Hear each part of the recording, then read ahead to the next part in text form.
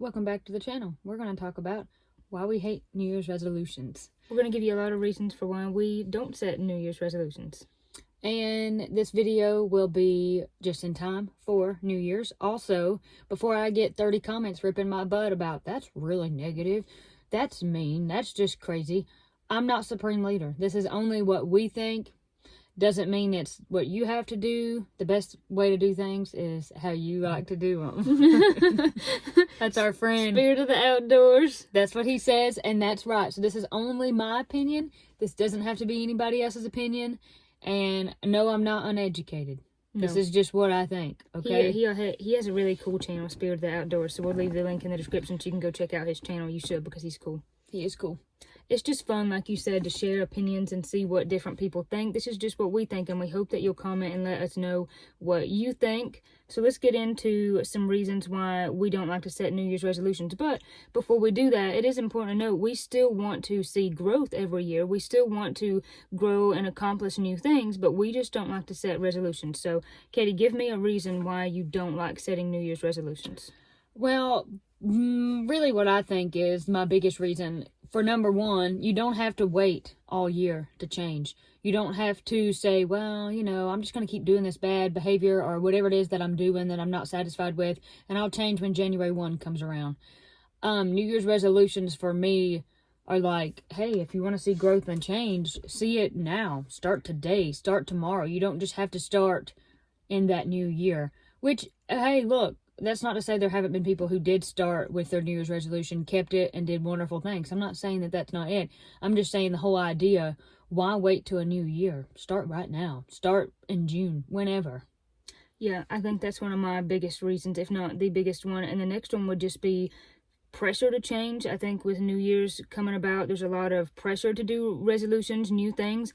And if you don't want to change, you shouldn't be changing. And B, the change has to be authentic to you. And we'll get into that a little bit later, but that goes kind of hand in hand with managing your expectations. That's the biggest thing with New Year's resolutions, because so many people set these resolutions and they're great to set, but halfway through the year, you've not really kept up with anyone, and then you just totally demolish your self-esteem.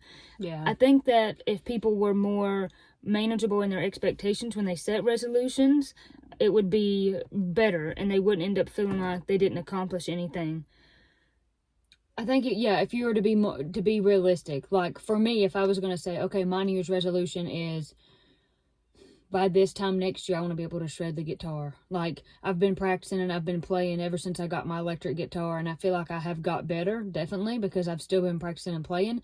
But I also think that just saying, I want to be able to shred the electric guitar by next year, that's like super vague. Like, I should have been more specific, like, and this is how I'm going to reach it. For me, I would have to be specific. Every day I'm going to practice for 10 minutes. Every day I'm going to work on this scale, because I think this scale will help me learn how to be able to do this. Like, it's not enough for me to just say, by this time next year, I want to do this, this, this, and this. I won't ever do that if I don't set some sort of concrete, measurable, write it down, something I can check back in, hold myself accountable, find an accountability partner, make somebody else hold me accountable. I think there has to be more sustenance to just saying, my New Year's resolution is, I'll stop doing this. But will you really stop? And I'm not, like I said, I'm not saying there's people who didn't say, my New Year's resolution is, I'm not going to drink Coke. And maybe they really didn't drink Coke anymore. I'm not saying that people can't do that. I'm just saying, don't set yourself up for failure. Us. Right, that doesn't work. And that kind of gets into dreams versus goals. And I'm sure if you're watching this video that you've heard that before, that a dream is what you said, oh, I want to be able to play like Neil Sean by the end of the year. That's a dream. Or I want to have a farm, or I want to have a 2-acre garden. Well, I don't know, whatever your dream is, that's just a dream. But a goal would be, if I want to be able to play guitar like that, how many hours of practice can I devote to this per week? How often can I practice per day? What songs am I going to practice? And then also being super thoughtful about the goal and figuring out, is there any kind of obstacle that's standing in my way of doing that? So maybe if you're like me, you're a morning person, and playing guitar, I know I'm going to do that in the morning, and by the time the evening rolls around and I'm cooking supper and I'm tired, it's not going to happen. Mm-hmm. So for me, I have to make time in the morning. So really being super thoughtful, and with resolutions, it just ends up, I'm going to lose weight this year. It's empty. It feels like an empty promise to yourself. And then later you're angry about, like, I can never do that. And then it makes you feel negative and ugly about yourself. And you can't do anything when you're feeling negative and bad about yourself, when you don't have any confidence. So, yeah, for me, it's got to be measurable. So, and you have to have the passion behind it to want to change. Whatever that goal that you have to be highly motivated. Or maybe you can keep it up for 6 weeks and that's great, but then where are the other weeks of the year? You've got to really have something to motivate you to keep you going with it. And for me personally, I set goals. One goal, one tiny baby bite-sized goal at a time. That's why I don't like resolutions. And then if I prove to myself I can accomplish that goal, then I can move on to the next one. But I will set one at a time and work really hard at achieving that one. Then if there's progress, then I can go on to the next one. And it has to be sustainable. It has to be something that you actually can do. So if you set the goals, and I said my goal is to practice an hour a day, that's probably not sustainable for me. That's probably not sustainable at all. I may not have an hour to give. But maybe you have 10 minutes. And that's another thing, going back about the expectations, really being smart about it. So maybe if there's like 2 people and they both say, well, I want to exercise, I want to exercise every day. Okay, if there's like a similar, maybe a mom with 5 kids and then a single man that has no spouse or nothing, no one to worry about, it's more feasible for him to work out every day than the mom who has 5 kids. Now, don't want to rip my butt here. I'm not saying that there's moms out there that's not working out 5 or 7 days a week with kids. I'm not saying that. I'm just saying, yes, I'm just saying managing your expectations, because I know that I'm very bad to expect a ton out of myself, then I don't reach that, and then I'm very hard on myself. That's a very nasty cycle, and you shouldn't do that. That's all I'm saying. Yep, that's all I'm saying. And I also think that sometimes New Year's resolutions breed that. I think it can be a commercial thing. I think it can be commercialized, like Valentine's Day can be commercialized. Oh, New Year, new you. We'll give you this discount on this gym membership. We'll give you this discount on this workout or weight loss plan. And I feel like big corporations prey upon people's like that feeling of like, it's a new year, new me. Let me spend all this money because if I get the right tools, then I'll definitely change. And sure, I'm sure if you get the right tools, of course you'll change. I'm sure that having the right setup would help you greatly to change. But I don't like this idea of like, I get that stuff all the time. New year, discount on this membership, discount on this, and like the promotions folder in my email. And I'm like, no, I can't be enticed by a sale to want to change. I had better want to change within myself and not say, oh, well, this is as good a time as any since I'm going to get $60 off. I don't like feeling like I'm being a targeted consumer for something. But it does have to be sustainable. And so spending the $60 to get, or spending whatever to get your extra $60 off may not be sustainable. It may be a waste. It may not be something that you can keep up with. All in all, we're just really not a big fan of setting resolutions.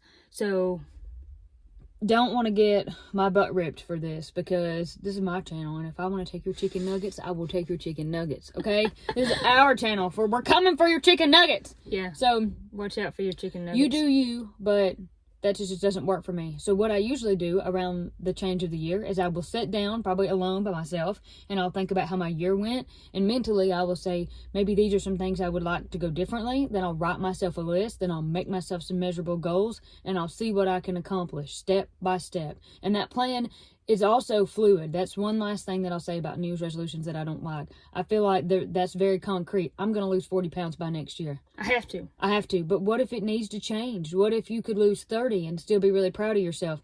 I don't like that concrete decision right up front. New Year's resolution, I'm going to do this.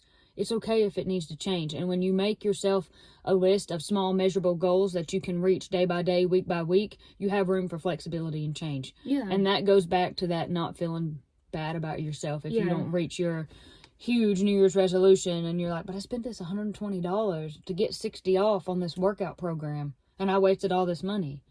Yeah, you definitely need to build flexibility into your goals, and that's the same thing that I do. I like to sit down and maybe put things I would like to accomplish, kind of the whole year, just get a big list and then just go little piece by little piece, bite-sized pieces. I want to this year maybe like assign them to a month and just say this is the first one that's most important to me, whether that's personal goal or business goal, and work on that first instead of trying to do 5 of them all at one time. And some people can do that, but little old Corey here, I can't. I get distracted easy. I have to do one thing at a time. I got the squirrel brain, and I'm not going to lie about it. I've got it too, that's for sure. So, all in all, set yourself up for success. by small and measurable.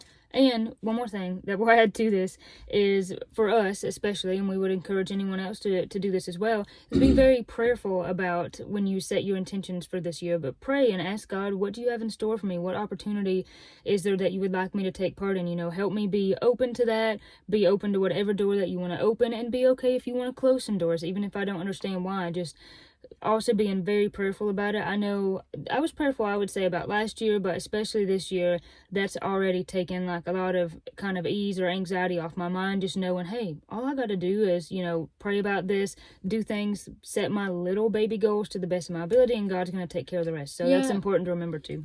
It's less about, this is what I'm going to do in New Year's. This is my New Year's resolution. It's more about, this is our. Yeah. I want your input, God. I want your involvement. Right. Help me do these things with you. Help me be able to discern what's important and what I can do. It's our goal. It's our new year. Yeah. I want you to have a presence in my life and show me what you want me to do. Yeah. So, being in agreement with God and having it be what He wants to do is the most important thing. So definitely don't forget that when you're setting your goals, not resolutions. Yes. Less me, more we. Me and God. We.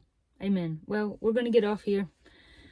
Everyone, leave us a comment. Let us know what you think about setting resolutions, and if you're like us and you don't like to set resolutions and you would just rather set little bitty baby bite-sized goals, let us know. Thank you for watching our channel this year. Look out for the next video. God bless you. God keep you. We'll catch you at the next one.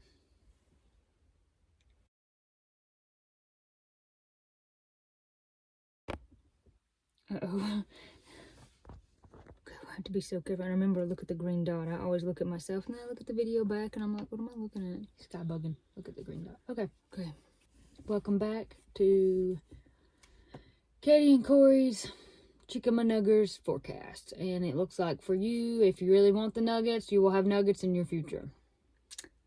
But if you're not good, you're not going to get any honey mustard dipping sauce. Yeah, and we'll just give you ketchup.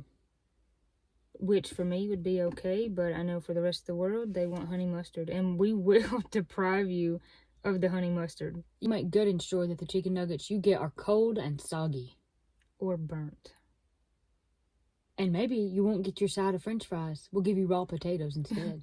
Or you'll get 2 fries and everything else in the bag of fries will be straws. So just think about that. Yeah. Okay.